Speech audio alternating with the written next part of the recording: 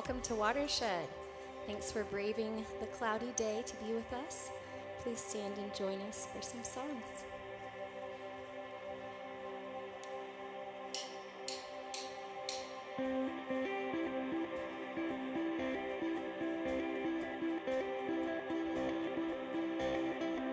Your love is like radiant diamonds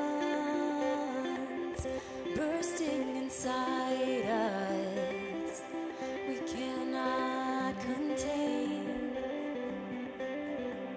Your love will surely come find us like blazing wildfire, singing your name.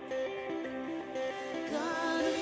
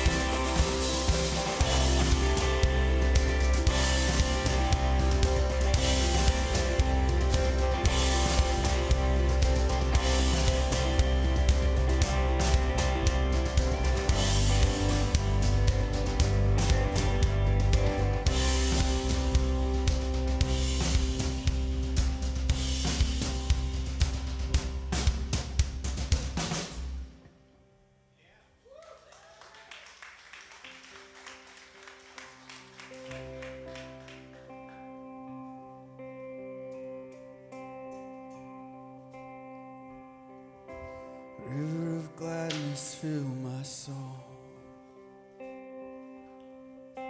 Jesus, you're my greatest thought, guide I know. I see the light, I see the lightning, I hear your voice inside the cracking thunder, singing nothing stands between us, so nothing stands between us but love now. Nothing stands between us, so nothing stands between us but love. The river of gladness take control. There's a cup of joy for every taste of sorrow.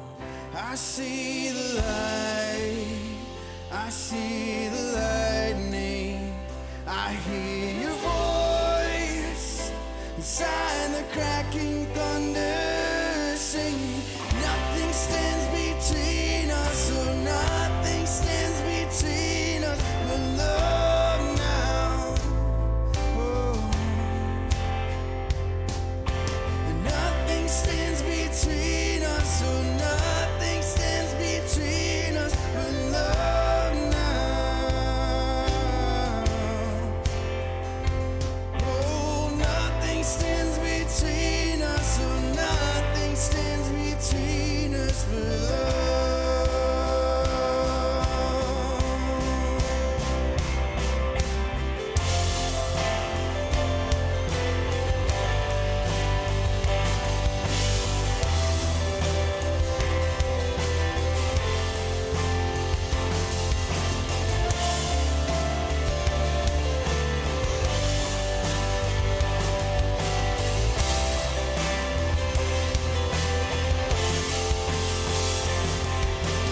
Have I tried to scale your walls in vain?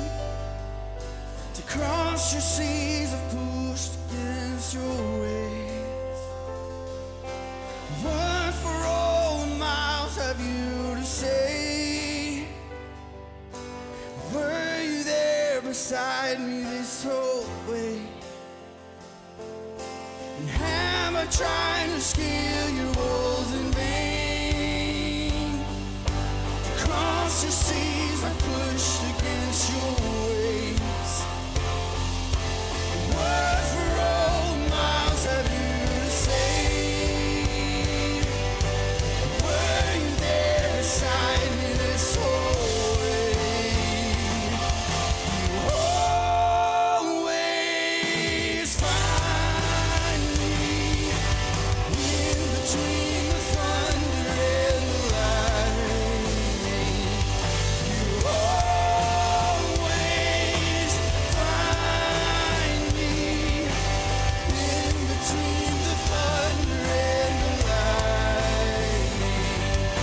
You always find me in between the thunder and the lightning. You always find me in between the thunder and the lightning.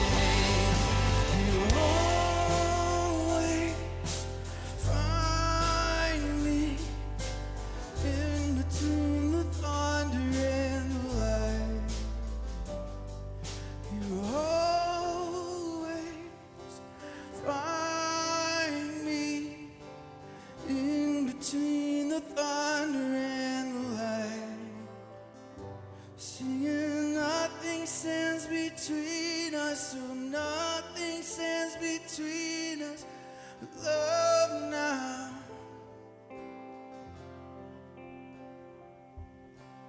Nothing stands between us, so nothing stands between us but love now. As you're all coming in this morning and you're bringing in with you everything that makes you who you are, and everything that maybe has happened over the past week or month, we want to remind you that there's nothing between you and the person next to you other than love. There's nothing between you and God but love.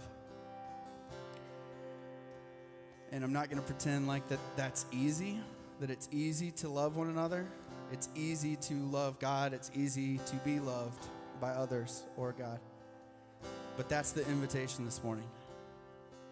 The invitation this morning is to more love. So sometimes that looks like taking a few deep breaths. Sometimes that looks like singing. Sometimes it looks like smiling or crying. All of that's okay this morning.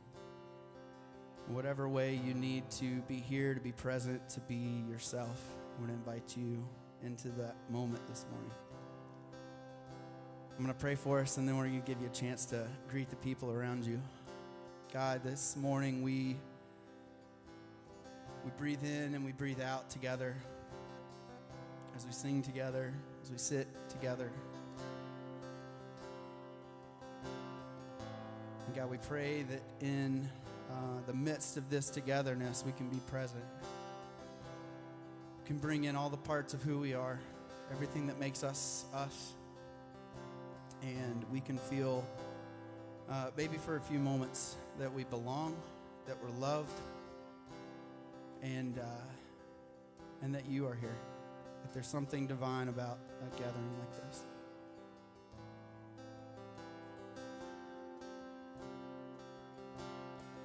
God, may these next few moments be exactly what each of us need. In your name, amen. I'm going to give you a chance to greet the people around you. I know we're still in flu season, so if you need to give up one of these, go, that's fine. But smile, shake hands, and we'll continue with the service.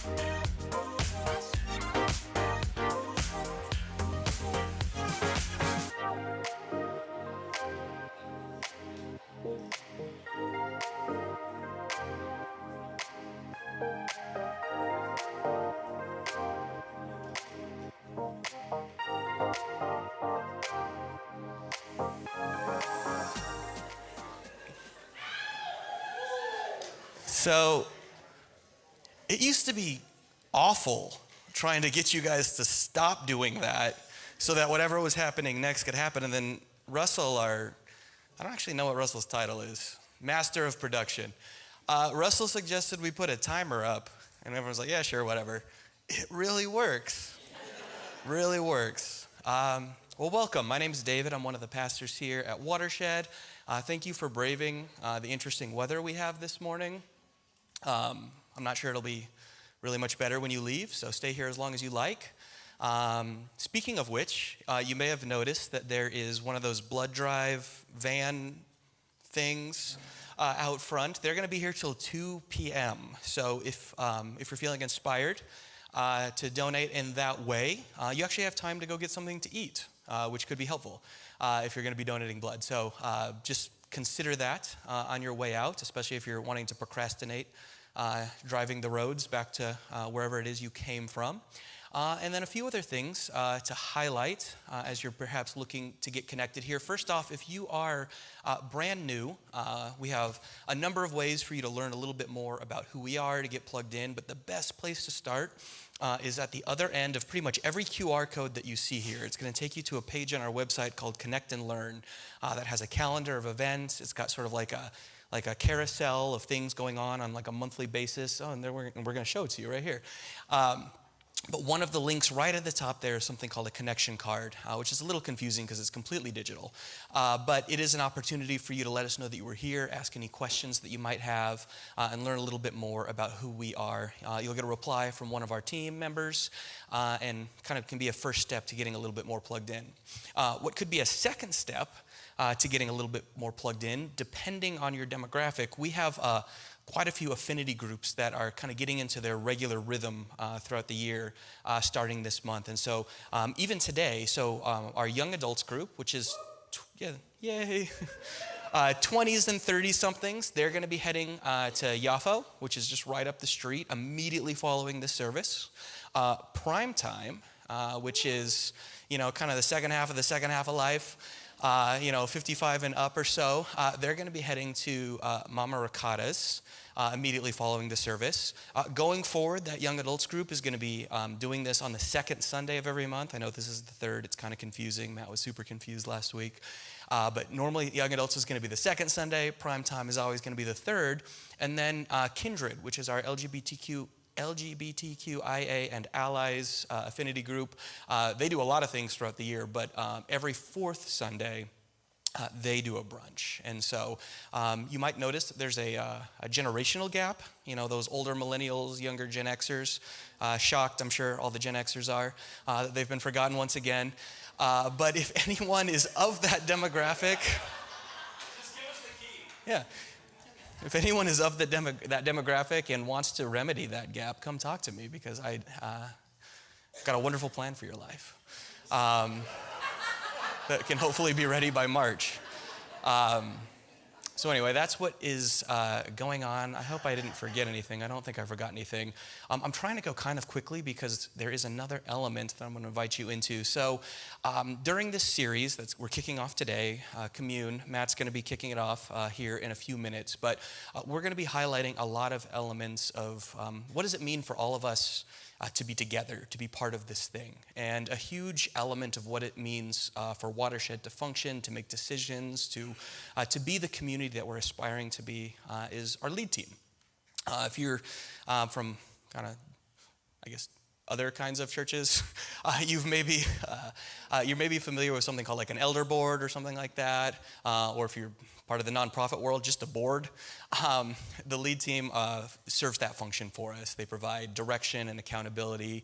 A huge element of Watershed is that there's not any one single person making decisions as far as this the direction, the sustainability, the responsibility of this community. And so our lead team is a huge piece of that. And so we're going to be taking the next number of weeks to introduce you to our current lead team, to some new lead team members who have just been brought on board. We'll probably talk a little bit about what that process looks like over the next couple weeks. But today, we want to kick this process off by introducing, or perhaps some of you for reintroducing you to Michael Gray. So if Michael would join me on stage.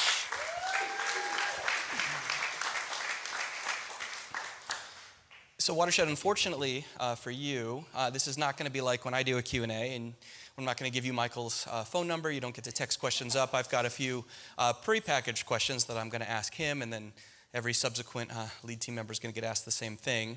But I promise you, they're super epic and compelling questions. So, you ready? I think so. Awesome. Let's do it. He's got a way better voice than me. It's like made for radio. We should probably have him do announcements in the future. Hint, hint. Question number one. Who is Michael Gray to Michael Gray? Well, a lot of things. A father, a brother, a husband, a son, a explorer, an inventor, an entrepreneur, an equipper. All those things really kind of sum up who I am. And, I think as we get to maybe some of the other questions, some of those will start to kind of get unpacked. In that. And I'm extremely curious. I think my Enneagram 5 probably makes a lot of sense. And I'm also, last thing is that I'm also a dad joke pro. I do have a mug. Prove it. And I did not buy the mug. My wife and son bought it for me, so it's bona fide, certified.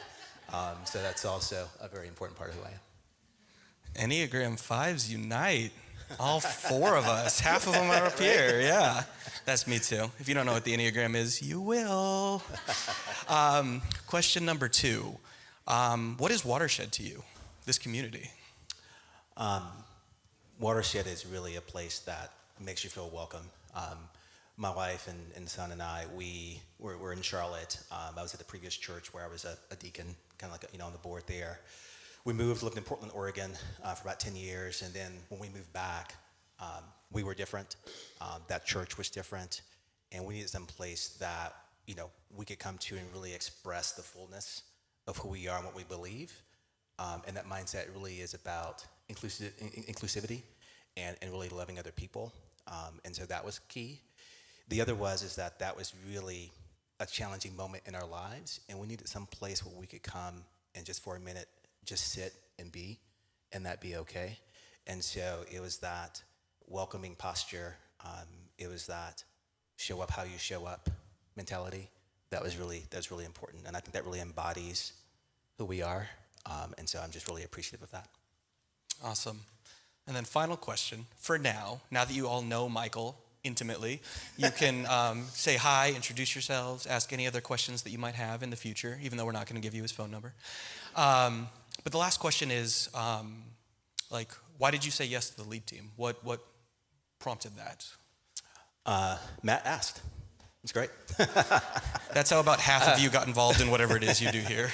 I think really Matt did something more than just ask. Matt married invitation with intention. And all of us long to be invited in. And when you're invited into something along with, hey, I see you, these are the gifts and abilities that you have, and I see how those can really help us move forward. We all want to be seen. And after being seen, still invited. And so that's something I think Matt is exceptionally good at. And so for me, that was the first part of the equation. The second part of the equation is one of the words that I used in describing myself is an equipper. I have, as an entrepreneur, I've started 5 startups. And throughout that, all of those projects have all been about enabling and equipping others. And I see that as core to who I am. And because that's who I see I am, along with the invitation, right, those things just met. So anything that I can do that's going to equip this awesome production team, the staff, the teaching team, and Matt, that aligns with who I am and who I want to be. And so it was just a great match. Awesome. Well, thank you for sharing a little bit of your morning with us. I know you share most of your Sunday mornings with us. Would you all give Michael an appreciative applause? And thank you. You'll get to see a little bit more of Michael in the near future. We're working on a kind of a Who is Watershed video right now that's going to be super epic. But just know that everything we do, when we're talking about stewarding the resources of this place, whether those are the financial resources, whether those are the human resources, both the staff and all of you, the partnerships that we have, both locally and abroad, just know that the lead team is a crucial part of that, providing direction, providing accountability, providing inspiration. Unfortunately, I don't get to just actualize every single idea that I have here. There's a process, and that's for the best. And so we look forward to introducing the rest of the lead team to you in the coming weeks. And in the meantime, I look forward to enjoying all of you enjoy this song. Thanks for being here.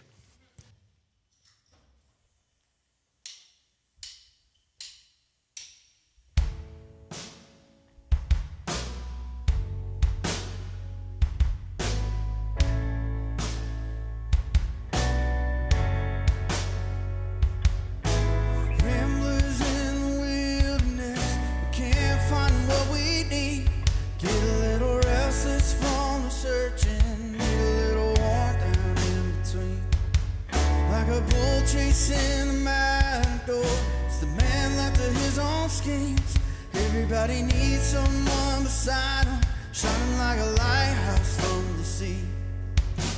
Brother, let me be your shelter, never leave you all alone. I can be the one you call when you're alone. Brother, let me be your fortress, the night winds are driving on. Be the one to light the way, bring it home. Face down in the desert now, there's a cage locked around my heart. I found a way to drop the keys when the failures were in my hands. Can't reach that far. I ain't made for rivalry. You can never take the world alone. I know that in my weakness I'm strong, but it's your love that keeps me home. Brother, let me be your shelter, and never leave you all alone. I can be the one you call when you're alone. Brother, let me be your fortress, the night winds are driving on. Be the one to light the way when you're alone. When you call and need me, saying where did you go? Brother, I'm right here. When those days, when the sky begins to fall, you're the blood of my blood. We can get through it all.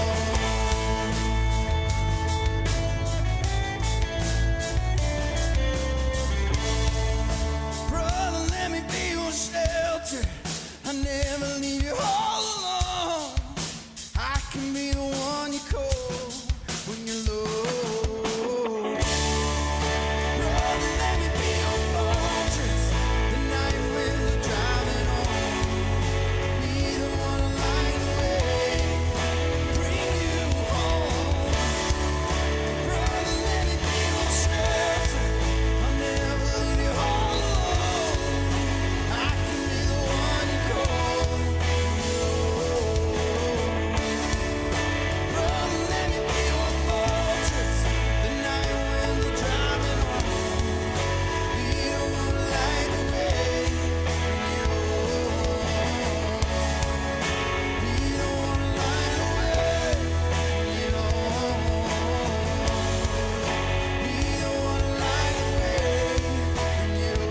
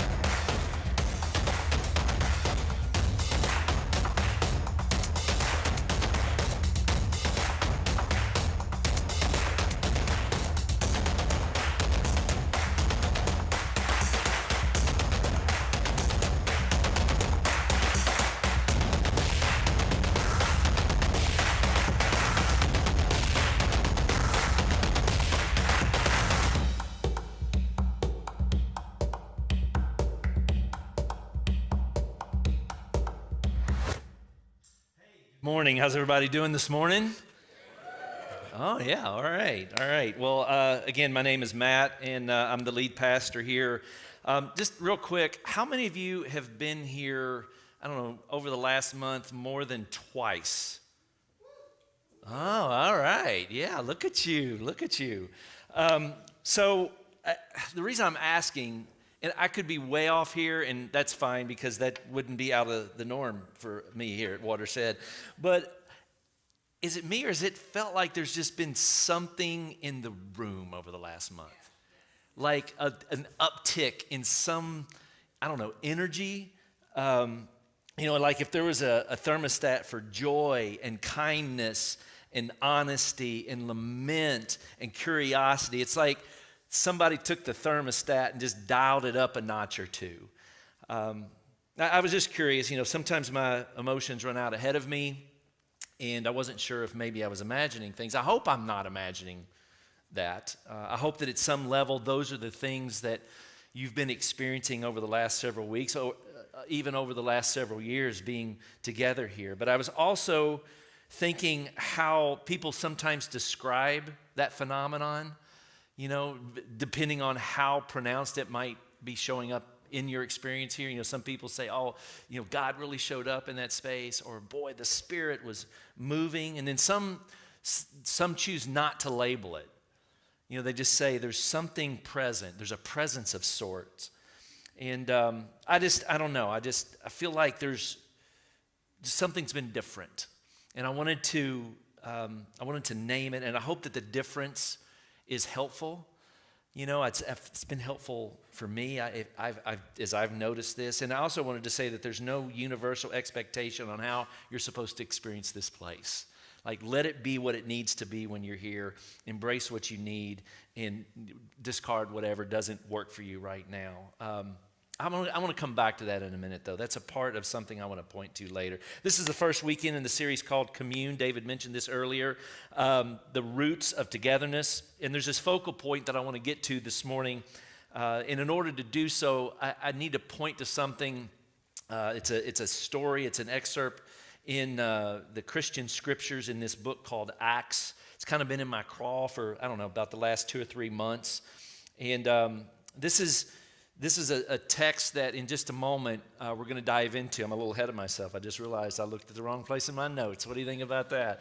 Let me back the train up here. So in this series, there's some things that we want to point to. And maybe you got the email earlier this week kind of talking about what this was going to be like for us in the weeks ahead. But I thought it might be helpful to read that together. So we're going to be talking about community, the church as a place of community, where folks gather around a shared purpose and calling, a shared sense of belonging and posture towards the divine. But the church is also a place of communion, a shared sense of longing for something missing, and the collective humanity found in that absence. And it's worth naming that the church is also a place of communication, where we together strive to hear from the divine, hear from one another, and reflect back into the world what we've heard in some meaningful way. As our world evolves, the rhythms of the church have to evolve also. And that means there's going to be ways that we practice community and communion and communication that are going to stretch us in 2025 and have stretched us prior to 2025. And Watershed, I think, hopes to lean into all of these facets of what it means to be the church and then some. It's been probably about over the last 5 or 6 years that we've sort of figured out our language here at Watershed. If you're in Preface, you're kind of having that experience in real time on Wednesday nights. But there was a long period of time, maybe like the first 10 years or so of who we were, where the language we were naming was just things that we were regurgitating from our past. We were told, well, this is the language and the ideas that you're supposed to use. And so we were just using what we understood to be the thing we're supposed to do. And then we moved into a place of ambiguity, and we were like, I'm not really sure who we are. How do we name this? And so the language started to reflect or mimic spiritual communities or spaces that we found inspiring or seemed to somehow resonate with. And then over the last 5 or 6 years, the more that we've understood who we are, our language has started to emerge to reflect our identity, unique to who we are as a community. And this series is a little bit of providing more language, but it's even more than that. It's an attempt as a church or a community to say more first words about what it means to be us, to say what's the next right decision or the next right step as who we are continues to be animated. And that is the focal point that I want to direct us to this morning. And clearly I was really excited to get to this Acts passage because I got so far ahead of myself. But that's where I want to build from this morning. It's Acts chapter 2, verse 42. And before I get into it, Long before empire, took hostage Christian communities, long before empire got its grubby little hands on these precious groups of folks, people of the way, they were called, people of Jesus, were organizing themselves. The book of Acts is actually this picture, this description of this endeavor, but it's at a particular time. It's in this scene just after stories of Jesus' resurrection and ascension started to circulate. It's after some of Jesus' closest allies, his disciples and friends, spilled into the public square and started preaching and describing what they thought had just happened or what they thought was happening. And so it's chaotic. There's a lot of guerrilla theater involved in the way that they were pointing to the thing that they thought was real. And then all of a sudden there's this, everything chills out.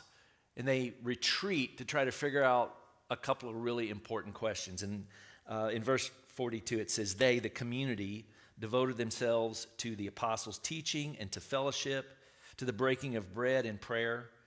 It says everyone was filled with awe at the many wonders and signs performed by the apostles. All the believers were together and had everything in common. They sold property and possessions to give to anyone who had need. Every day they continued to meet together in the temple courts. They broke bread in their homes and ate together with glad and sincere hearts, praising God and enjoying the favor of all the people. And the Lord added to their number daily those who were being saved. Now, in the name of full disclosure, in the religious experiences of my past, so much energy was directed towards my church or the church somehow being that church, being that type of community, a, quote, New Testament church. In other words, the belief that as much as possible, the church of our day and age should look like, sound like, and act like the church that we're observing, not just in this passage, but then also in subsequent passages where more description is given. I used to get asked this sometimes, is your church a New Testament church? Or are you, usually there's an accent behind it. Is your church a New Testament church? I don't know why it had a twang to it. Your Bible believing church?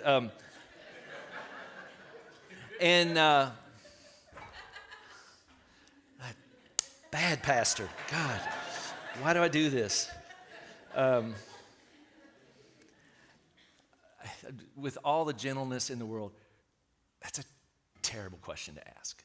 Just a terrible question that for the longest time, I was asking those questions too, just for the record, and would have answered, oh, absolutely, yes, that's what the deal is here. But it's terrible for no other reason than that world in which that existed no longer exists. The world is gone. It is no more. And the reality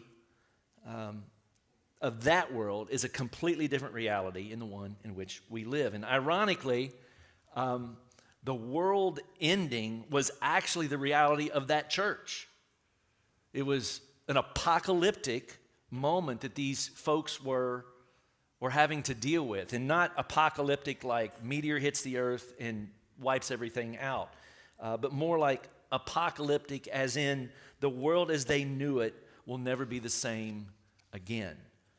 And you see, that passage wasn't written for you and I. It wasn't a field guide or a manual to be replicated today. This is a picture, though, of a first century group of people who realized the rug had just been pulled out from under them.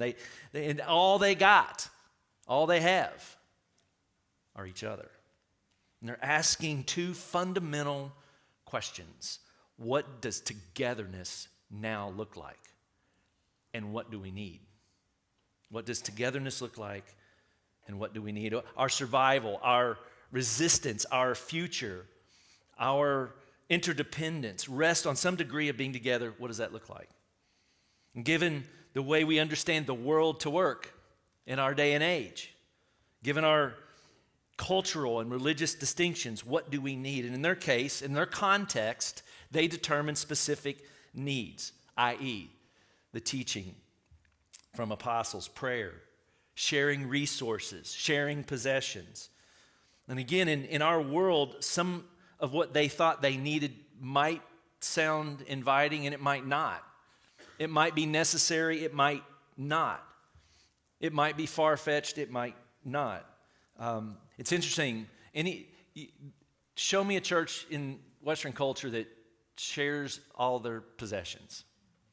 It just doesn't happen, right? Nobody's showing up with their titles, the titles for their homes and turning those in and selling them. But that's a new program we're starting here at Watershed. And David will be at the door with a QR code. No, I tell you where this does happen. In places where the earth has been scorched, where entire cities, where hospitals and schools have been bombed. You smoking what I'm selling there? Go spend an hour on a Zoom call with our international partner, Thunklau Hoikip, in Manipur, where there's an ongoing genocide. It's happening there. And this was a space and a time where it made sense for how do we gather, what does that look like, and what do we need? And so context is everything. And if your world is ending, those are actually really healthy questions. They're human questions. They're necessary questions. They're important. All right, so I'll come back to that in just a minute. I want to show you this image. I ran across this recently, and it just, for whatever reason, I'm like, oh my God, like that just really, gosh, there's something about that. And I've sort of been sitting with it. It kind of reminds you of Da Vinci's, what's that called? Oh, come on. What is it called? I look at Mitch and he's like, seriously? No, it's Leviathan or something like that. I can't remember. I Googled it before I came in here and forgot it. But I like it because it sort of, there's a bit of a vintage flair to it, but it shows you all the different support systems that go into creating this tree.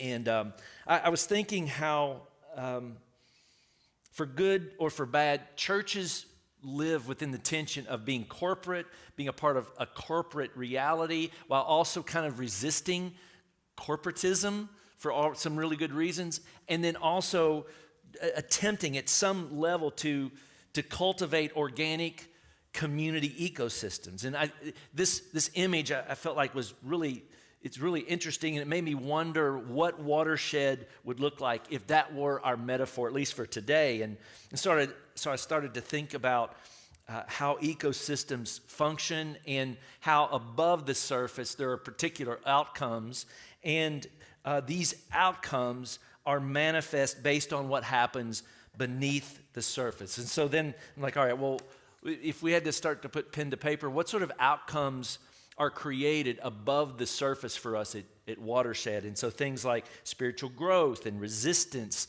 to injustices and care and support and transformation and healing. I think there's a next slide if you want to go to it. There we go. The re-examining or the reimagining of one's faith. There's probably a few more that we could name, but whatever is manifest above the surface, it's dependent on what happens below the surface. So then I started to think about, well, if that's the working idea, well, then what is the below the surface here? Like, what are the roots? And initially I was like, oh, it's our values, it's our missional statements, it's our purpose. And man, because the words are ethereal and actions are more powerful, I started to think maybe we need to think more practical. And so environments, like the things that actually happen around here, or efforts or endeavors, became what I think could be like the major root system that create the thing that happens on the surface. But then I took it a step further. Because you got like the large roots and you kind of see them closer to the surface. But then when you get way down, what happens? Those roots get smaller. They get more follicle, I suppose, in nature. Our backyard is kind of surrounded by these huge trees. And anytime I have to dig in the backyard, I always hit a major root. But then at some point, it's like there's these, it's almost like wads of hair beneath the surface. These fine sort of follicle roots that support the larger ecosystem. And so I started to think, well, what's our version of that? And I thought, I think that's relationships. That's like life on life, blood, flesh and blood, the intermingling of people together in this community. Early on, and really before the pandemic, our language around relationships went something like this. We don't have a lot to offer here at Watershed. One thing that we do offer, it might be the only thing we offer, is relationships. Transformation happens most often within the context of relationships. That was our language at some point in time. At one point, I think we were even saying things like, transformation only happens within the context of relationships. And we've come to understand the complexity of what transformation and recovery and healing from trauma looks like. And relationships are certainly a part of that. But I also think in understanding the way transformation works, there's more that Watershed offers than just relationships. But in 2019, something started to happen with the ecosystem that supported relationships around here. It's like it started to wane. And then, of course, this little thing called the pandemic happened, and the whole world changed, and there was like universal disenchantment with the church, and so folks started to pull back from the church, and then we started to reconvene. And when we came back in 2021, three things were true in 2021 that were not true in 2019 and all the years before that. And here's just a few of them. Our ecosystem, some of our ecosystem had died. At the follicle level, we suffered casualties and losses. Our block community, which is our word for like small groups, our micro communities, that used to be very robust here, and those had dwindled down to maybe a handful. The second thing that was true in returning was a whole new generation of folks arrived. All right, I do this every now and then because I just think it's so worth the visual. But how many of you have started hanging out at Watershed just in the last 2 years? Raise your hand. All right, what about 3? Keep them up, keep them up, keep them up. 3 and 2. No, keep them up. You guys that were 2. There you go. Yeah. So it's no small task inviting new people into relationships in this day and age for really good reasons, right? Like you're showing up here and who knows what you have gone through. You're stepping into a space possibly after having at least a less than desirable, if not painful experience in other spaces. You got questions or there's unique things about your life and you're like, man, is this really going to square here? And will they really want to hear this about me?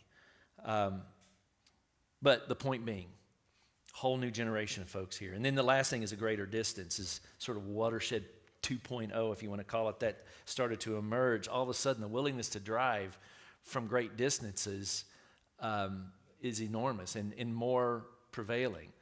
You know, Gastonia, Denver, Concord. I'm probably gonna get verbally spanked for this, but we have somebody from Albany, New York here this morning. Where are you guys at? Shoot your hand up. Give them a round of applause. Diane and Joel saw the CNN news piece this past summer, realized, you know, they have a son here in Charlotte, and they come down and visit, and they couldn't stay away, and I'm sure this is the last time they'll be here, but excuse me.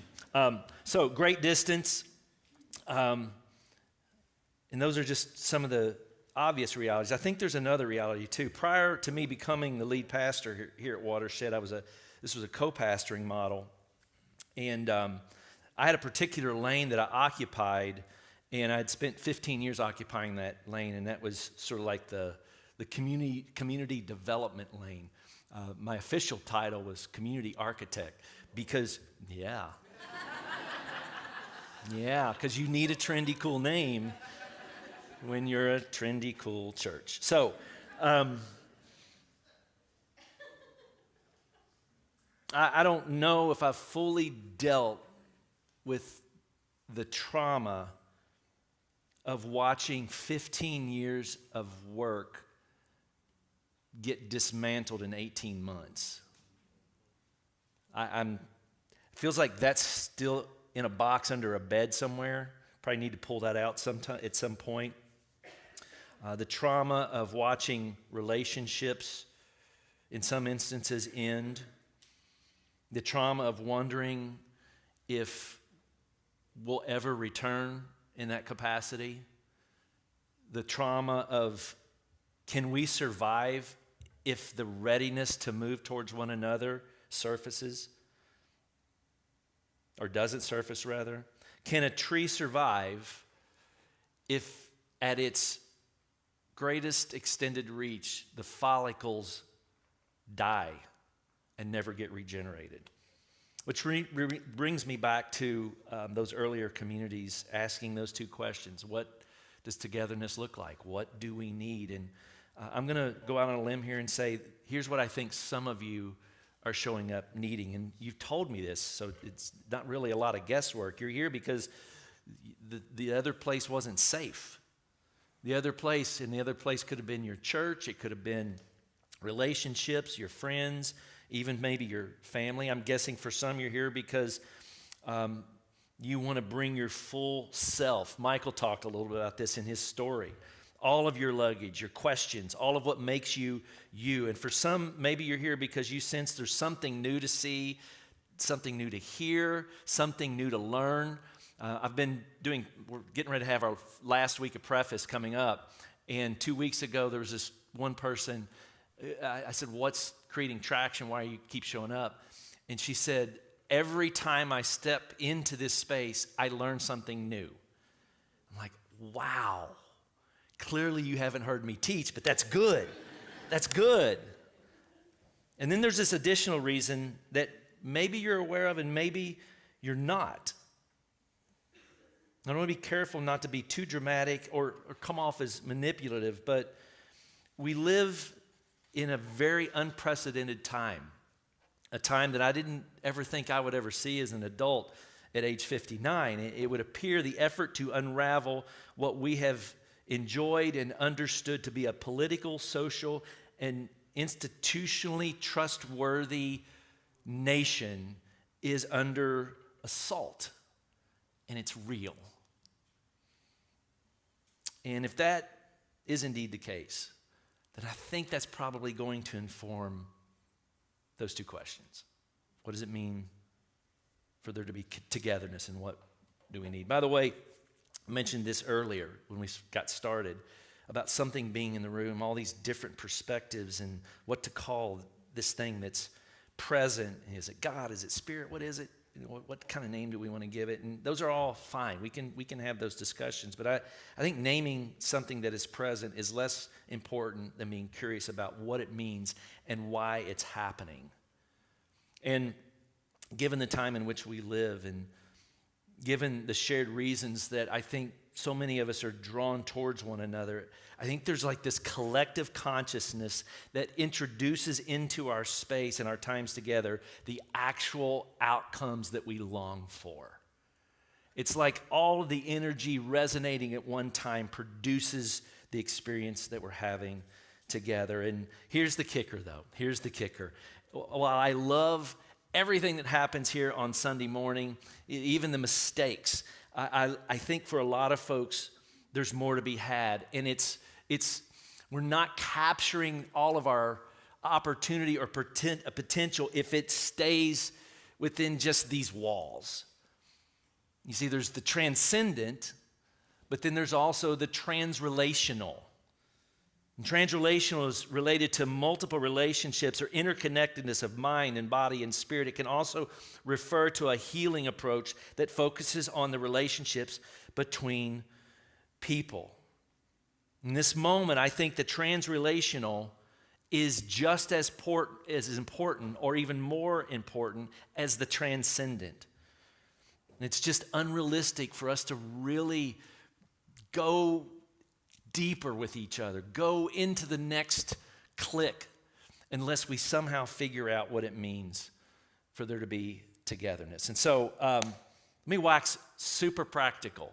And this is something you've been hearing us talk about for a month now, but in the spring, Watershed is going to experiment with reintroducing to Watershed our block mechanism, our block environments. So I'm rabbit trailing. Rachel, how many years now? With 2008. Is when your block started? Yeah. So whatever, 13 years, right? 13 years. These are going to be small kind of expressions, probably going to start after Easter Sunday in that week. A handful. They're only 4 weeks long, so very accessible in terms of time. 8 to 12 adults, most likely in someone's home. And at least on this first pass, we're going to center the conversation communally around some work done by a guy named Josh Scott. If you don't know who Josh Scott is, Josh is a friend of Watershed. He's spoken here. He's a theologian. He's an activist. He's a pastor of an amazing church in Nashville that's much like Watershed. And I'm realizing now that I just insinuated Watershed's an amazing church, and it is. So there you go. At least on this first pass, we want to center conversations around some of his work in a book that he wrote or has written called Bible Stories for Grown-Ups. And it's 6 stories that probably a lot of us grew up with, but they're reframed through a lens that I'm sure we didn't have when we grew up. And this lens that he's offering, it provokes and invites discourse around the political, the social, the spiritual, the relational, relevant for our time and place. And so there should be a slide on the screen. Yeah, right there it is.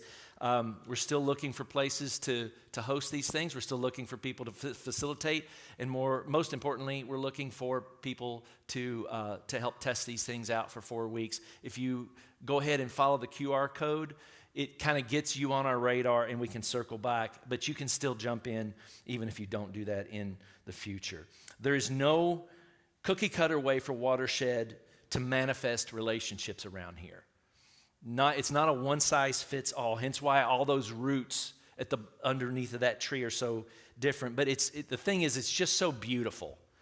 It's just so beautiful when you hear a story about, or when 2 people or a group of people find one another, and within those relationships, they mature. And while Watershed might have been the original common denominator, it grows beyond what Watershed is, and it spills over into their lives for years and years and years. And there's a friend of mine, in fact, hopefully, maybe you know him, he plays bass here, but Kevin Snyder is a buddy of mine. He's been here for about 15 years. I think there's actually a picture of he with his bride, Lindsay. Yeah, there they are. Yeah, it was about 10 years ago. I got to be a part of their wedding, and Kevin and I met, 15 years ago at Christmas Eve. My family has this tradition of going to Azteca Mexican restaurant on Woodlawn right after Christmas Eve service. My kids, that's the most important thing about Christmas Eve for my kids. They could give a flip about anything else. Are we going to go eat tacos? But Kevin was hanging around his first Christmas Eve. He was unmarried at the time, and I said, hey, you want to go hang out with a bunch of wild and crazy folks? And he showed up, and we've been friends ever since. And his part of his story here at Watershed is what I'm attempting to point to this morning. And I thought about telling that story for him, but I thought maybe it might be better for you to hear it from his own mouth. So check this out.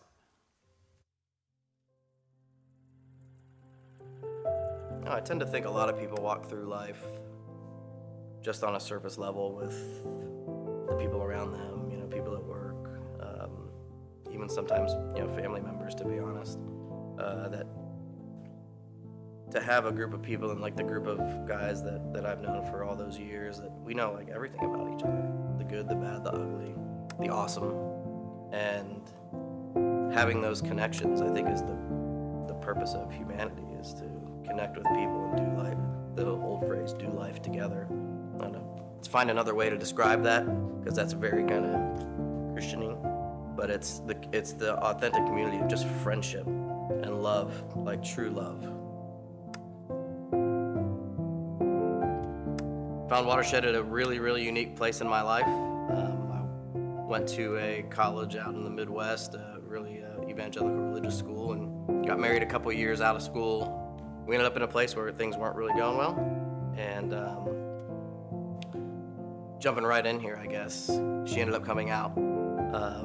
It was something with my religious background was extremely like, oh, whoa, this is interesting, because that was not a thing that I'd ever encountered in the little bubble of Christianity that I grew up with.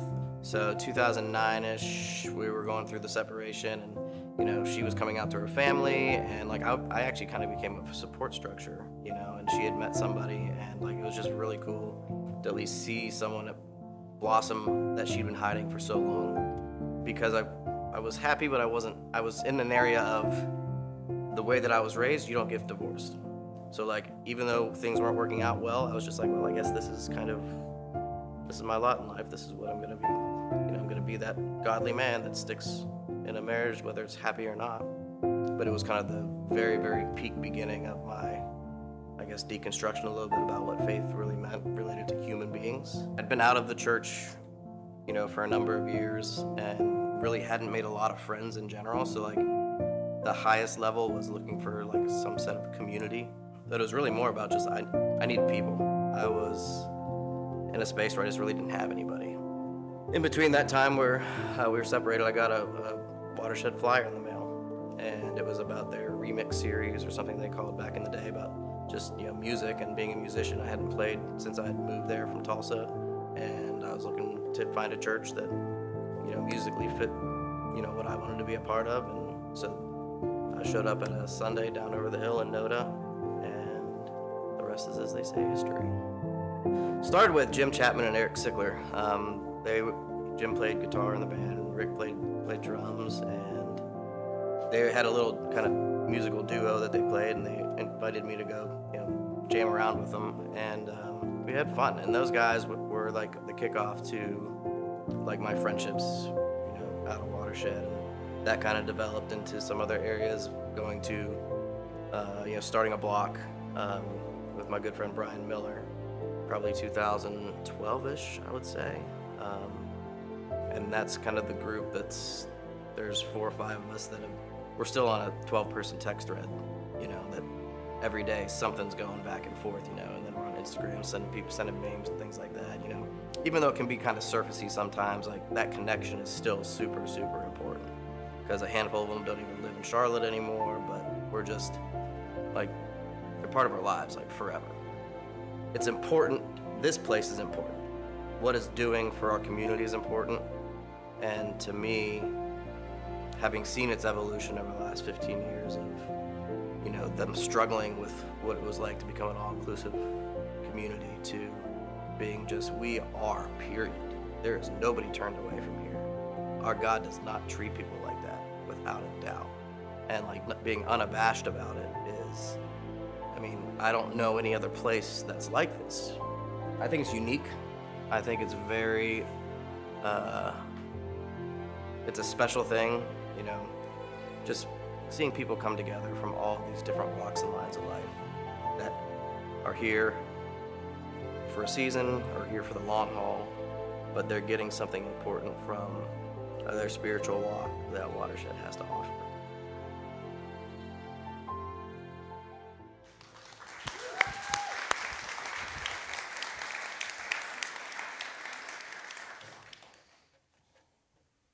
What does togetherness look like? What do we need? So, a couple things. Until you try something, you may have no way of really knowing how much you truly needed it. I put my youngest son on a plane this morning at 4 a.m. to go to Colorado to ski with my best friend at Breckenridge. And he has fought me tooth and nail for 3 months doing this experience. Because I've already skied at Boone. I'm like, have you lost your mind?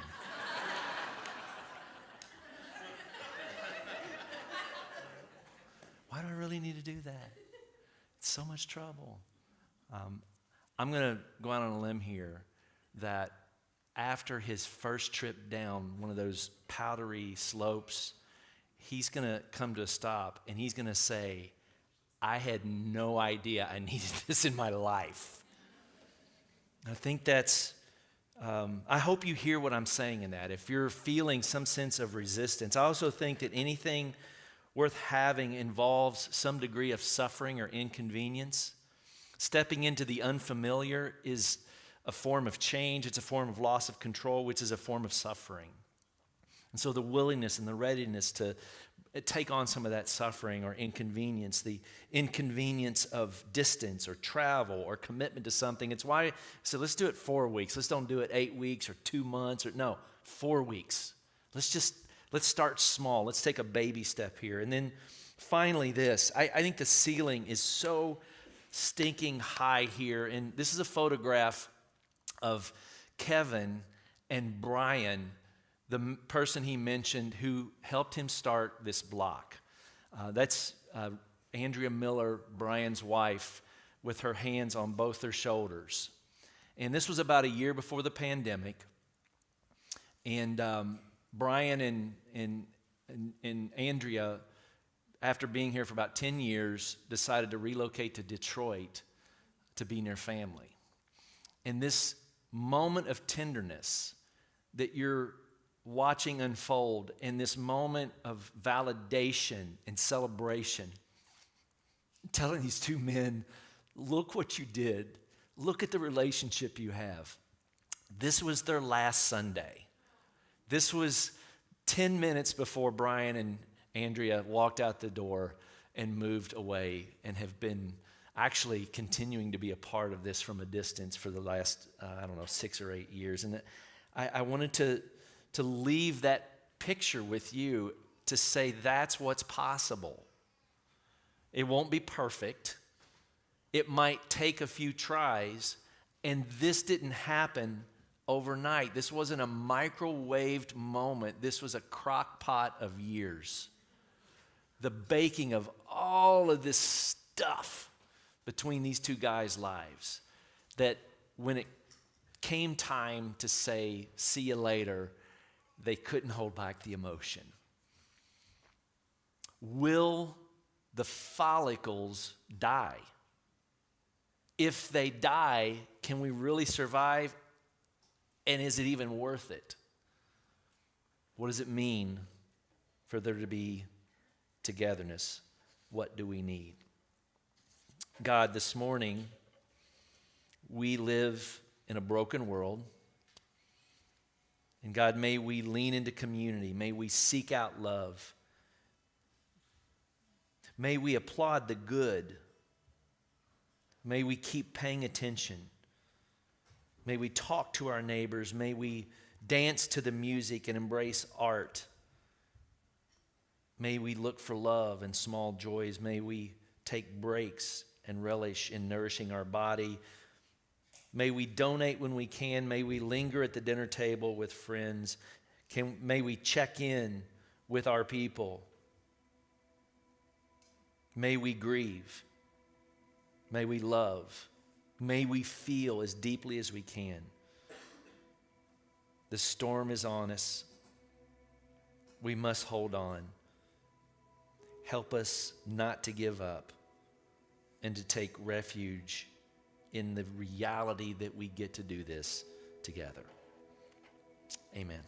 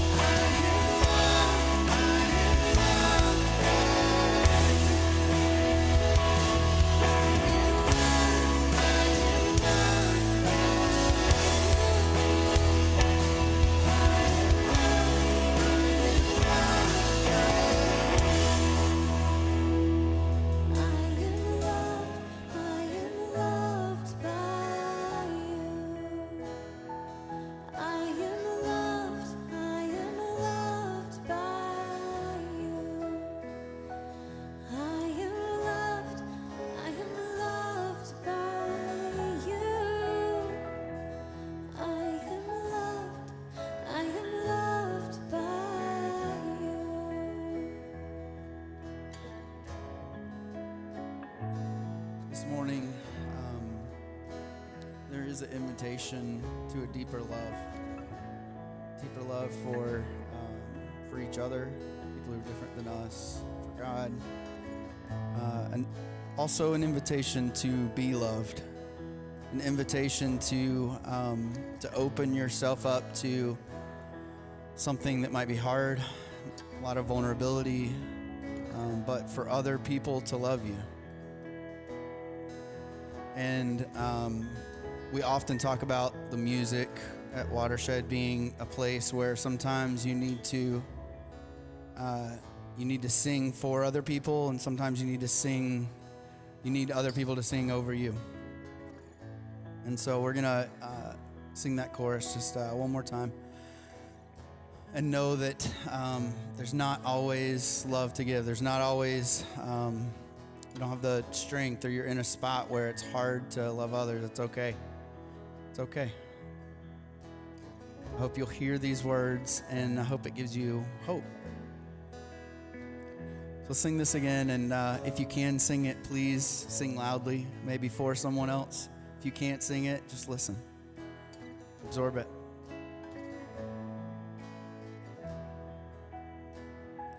And I am loved by you. I am loved by you. I am loved by you. I am loved by you. God, we thank you for the opportunity to sit in love, to take some deep breaths together, to be reminded that we are loved, and that there's a capacity to know love deeper by being in relationship with one another. God, I pray that as we walk into our week, that our capacity for love would be expanded, and that we would invite love into our lives. Again, God, we're grateful for a space to talk about it, to sing about it, to experience all the emotions around it. God, I pray that we would be able to find these moments throughout the week. We love you. We love each other. We pray all this in your name. Amen. Thank you so much for being here this morning. If you'd like to give blood again, the bus will be out there until 2. Hope you all have a great week, and we'll see you next Sunday.